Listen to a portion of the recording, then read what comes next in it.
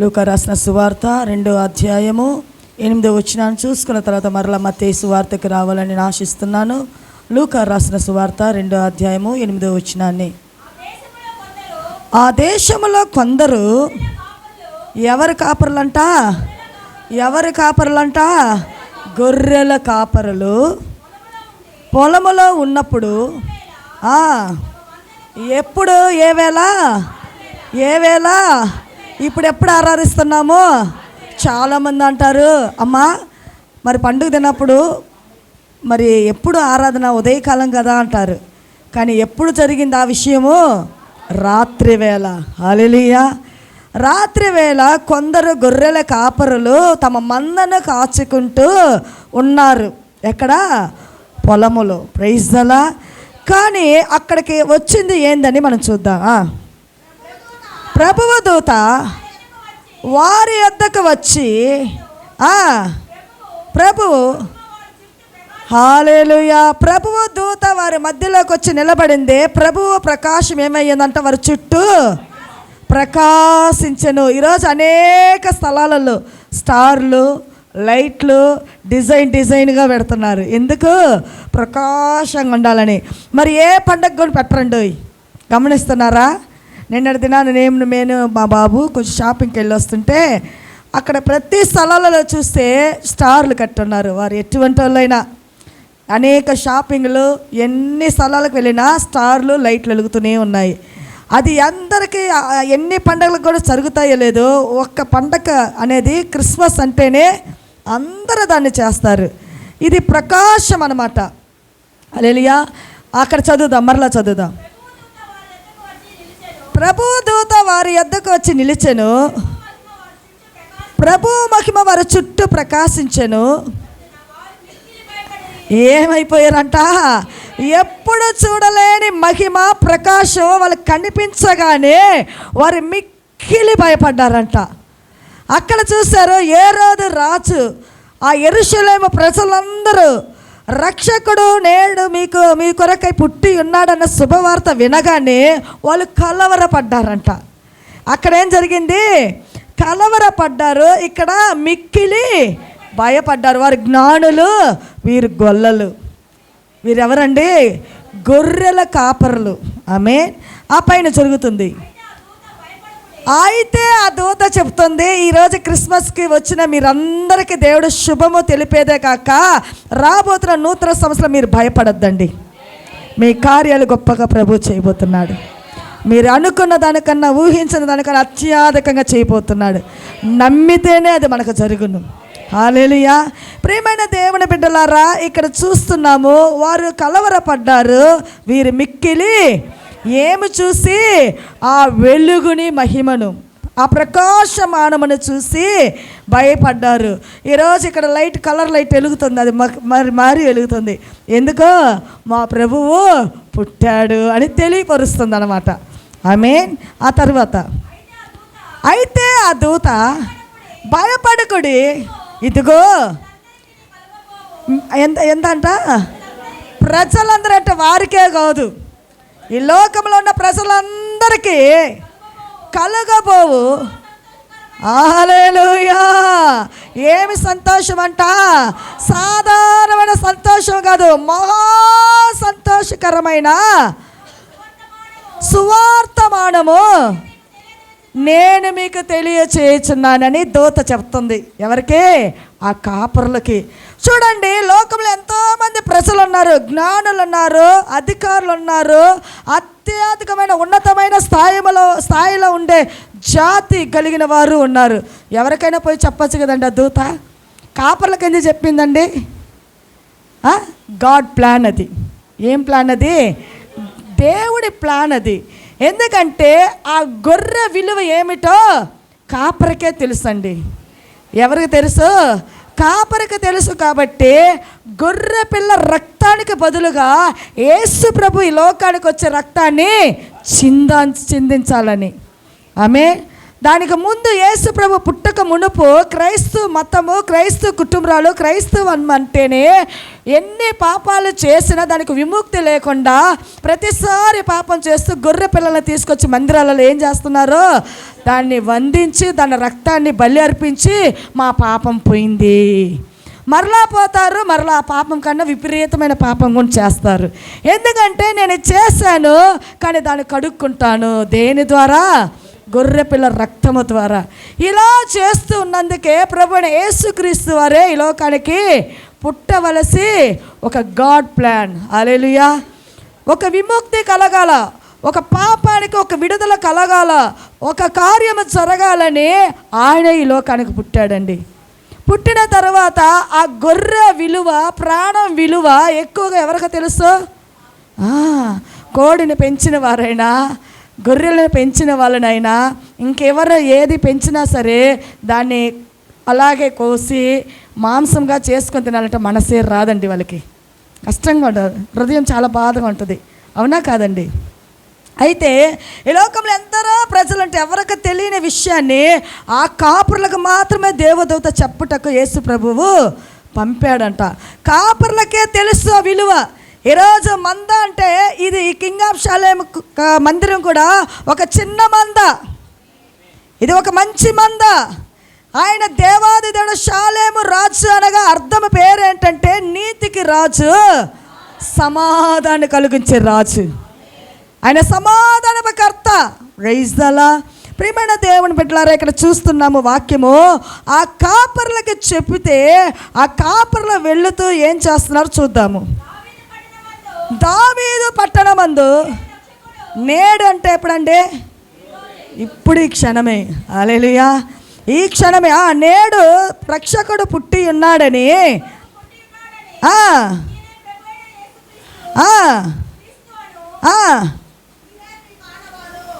తర్వాత కింద అలాగే ఒక శిశువు పొత్తి గుడ్డలతో చుట్టబడి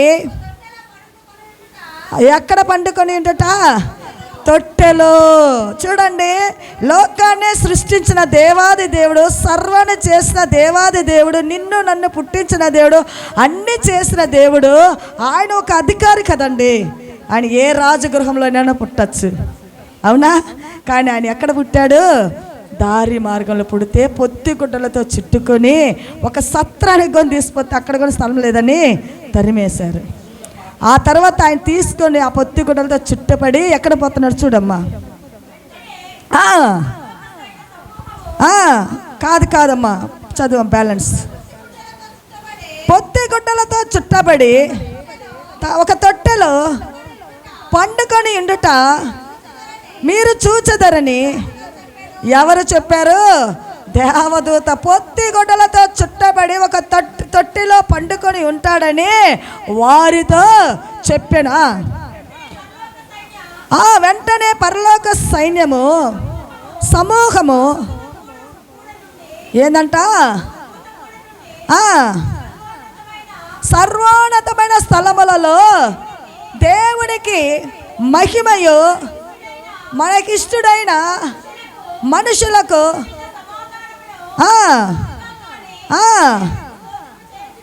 హల్లెలూయా, ప్రైజ్ ది లార్డ్. ఆ తర్వాత ఇక్కడ చూద్దాం, మత్తయి రాసిన సువార్త చూద్దాము. హల్లెలూయా. 2వ అధ్యాయము 10వ వచనాన్ని చూద్దాము. 2వ అధ్యాయము. వారు ఆ నక్షత్రమును చూచి అత్యానంద భరితులై ఇంటిలోనికి వచ్చి తల్లి అయిన మరియను శిశువును చూసి ఏంబడి తల్లి అయిన మరియాన్ని, ఆ శిశువుని, పుట్టిన బిడ్డను చూసి ఎలా పడారంట? స్తోత్రమ్మ. ఇట్ట ముఖం పెట్టుకొని, ఇష్టం లేదు సంఘానికి వచ్చినా సరే ముఖాలు విరుచుకుంటారు. స్తోత్రమ్మ, మా స్తోత్రము, మా స్తోత్రము అంటారు. కానీ ఆ బిడ్డని చూచుటకు వెళ్ళిన వారు ఎలా చేశారంట? సాగిలమంటే ఎలాగండి?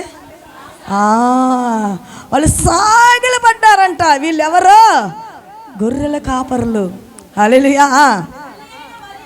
తల్లి అయిన మరియను ఆ శిశువును చూసి సాగిలపడి ఆయన పూజించారంట. ఎలా పూజించారు చూద్దాం.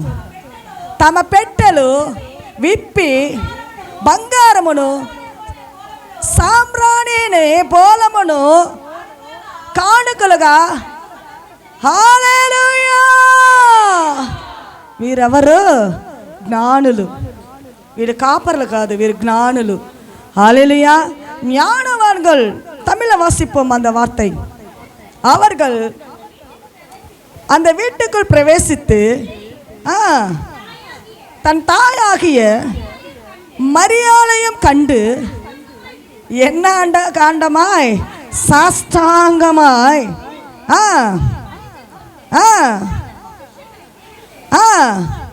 பொன்னையும்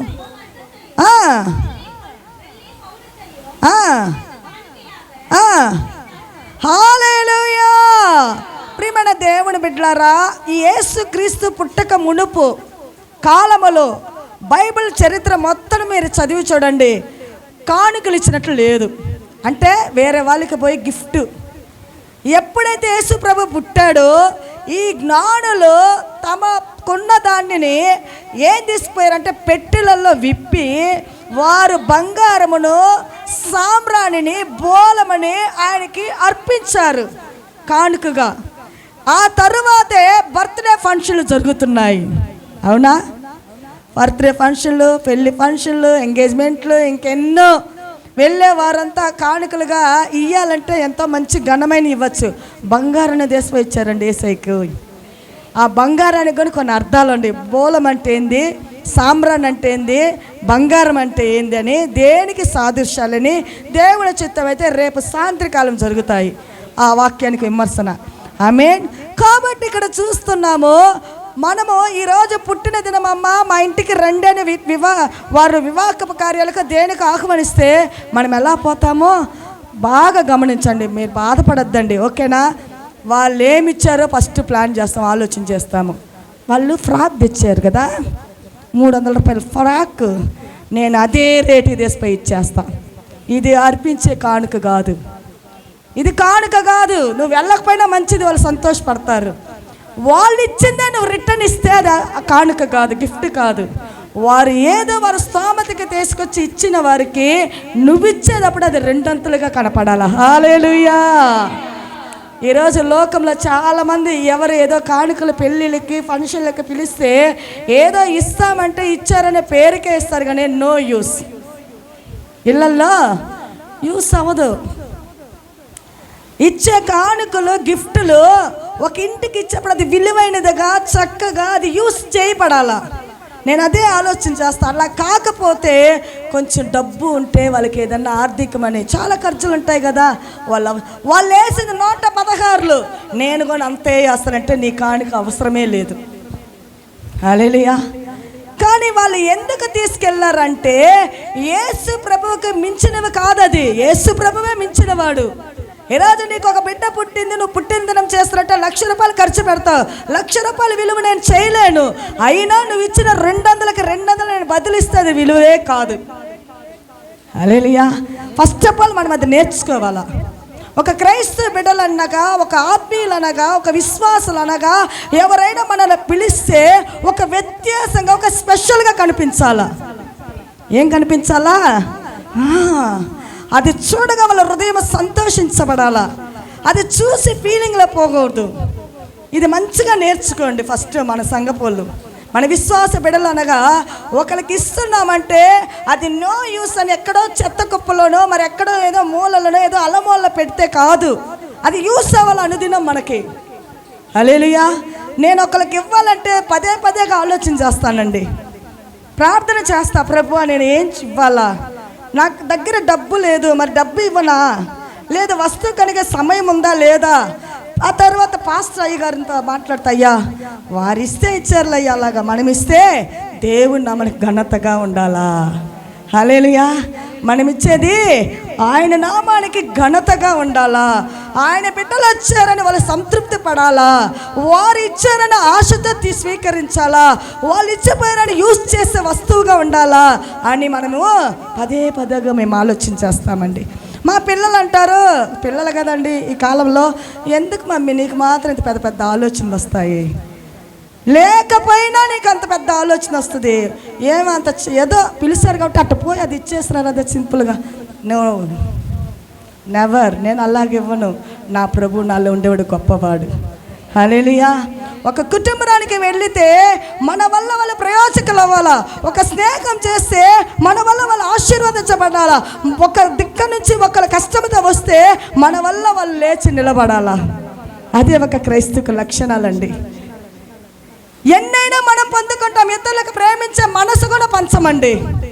ఏంటండి, మన చూపుల్లోనే అసూయ కనిపిస్తుంది, మన చూపుల్లోనే క్రోధం కనిపిస్తుంది, మన మాటల్లోనే ఇతరులకు తగిలేలాగా మాట్లాడతాయి.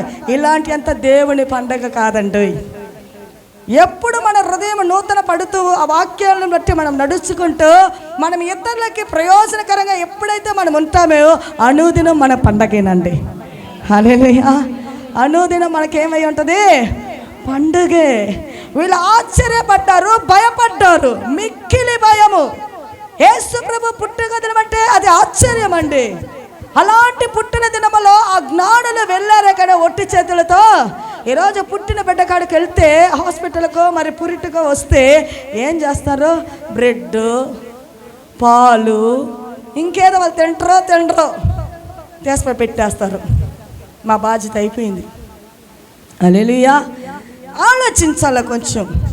మనకు వాళ్ళకి ఇచ్చే 500 తర్వాత 500 ద్వారా మనం నెలమంతా పోషింపబడము. 500 నువ్వు ఇచ్చి చూడు, ఖర్చు పెట్టి ఏసేపు 5,000గా నీకు ఇస్తాడు మరుసటి దినాన. హల్లెలూయా. కష్టపడే స్థితిలో ఉండే వాళ్ళకి మనం ఏం చేయాలా, ఆదుకోవాలండి. హల్లెలూయా. ప్రియమైన దేవుని బిడ్డలారా, ఇక్కడ చూస్తున్నాము వారి పెట్టెలు విప్పి భద్రంగా పట్టుకొని వారికి ఎవరు చూపించారు మార్గము. ఈరోజు ఎవరింట్లో అంతా క్రైస్తవులుగా ఉన్నాము, ఏ ఇంట్లో నక్షత్ర కట్ట చెయ్యొద్దమ్మా, మా ఇంట్లో కట్టామండి. మా చెల్లి బల్బులో లైట్లు కలిగే నక్షత్రాన్ని కట్టింది. హల్లెలూయా. అదంటే ఎక్కడ కనపడాలంట, కింద పోయే వచ్చలుగా చూడాలా. సరే, మంచిది, సంతోషం. ఎందుకు నక్షత్రాలు కడుతున్నారు? ఆ రోజు జ్ఞానులకి, ఆ ఒక గొర్రెల కాపర్లకి ఆ దేవదూత వచ్చి చెప్పగానే ఒక నక్షత్రం ఆకాశం నుంచి రాత్రి కాలం కదంతా దర్శించింది. దానివల్ల వాళ్ళకి ఏం జరిగిందంటే ఆ చీకటికి వెలుగును చూపించింది. ఆమేన్. ఆ దారి చూపిస్తూ అక్కడ నుంచి ఒక వెలుగు పొడుగా నేలకు వచ్చేసిందండి. ఈ నేల దగ్గర నుంచి అలాగే బెత్లెహేముకి తీసుకుపోతుంది. ఈరోజు నక్షత్రాలు కడతారు. నక్షత్రాలలో బాగా తెలిసిన వారు వాల్ నక్షత్రం కడతారు. ఏం నక్షత్రం? తాక వచ్చినట్టు ఉంటుంది. ఆ తాకే దేవుడు మార్గాన్ని, పుట్టిన మార్గాన్ని చూపించింది. నక్షత్రాలే కట్టేదానికి మాకు కొంతమంది అంట, మేము వచ్చి బాగా బట్టి పర్వాలే, మాకు కట్టని అవసరం లేదంటారు. కట్టే తీరాల.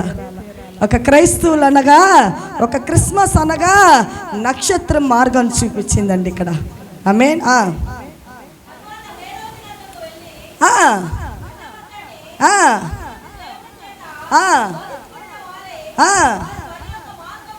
ఏందంట, బాగా చదువమ్మ స్పష్టంగా.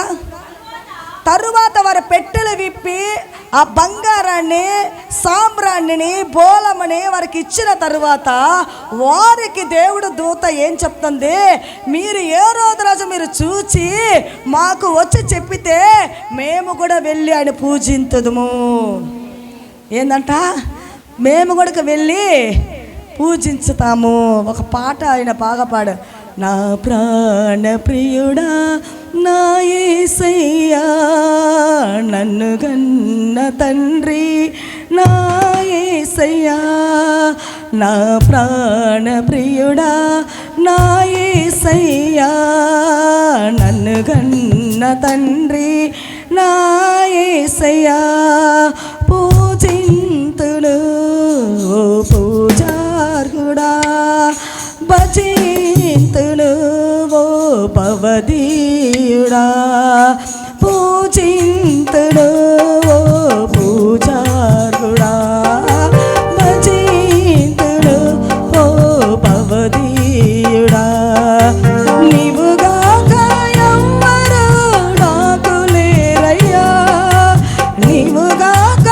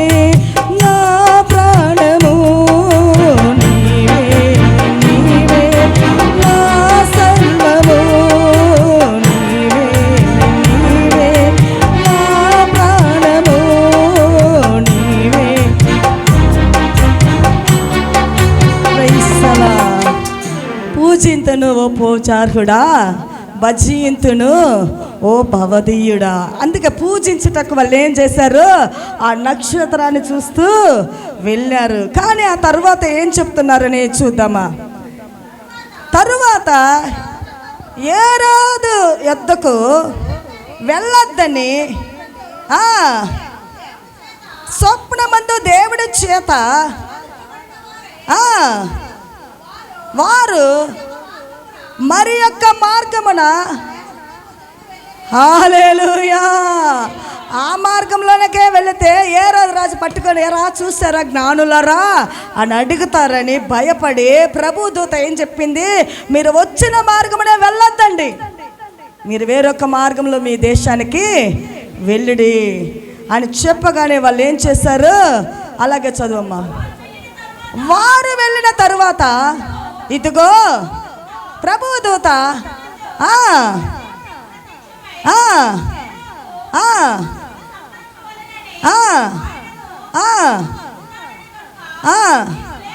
నీవు లేచి ఆ శిశువును ఆడ తల్లిని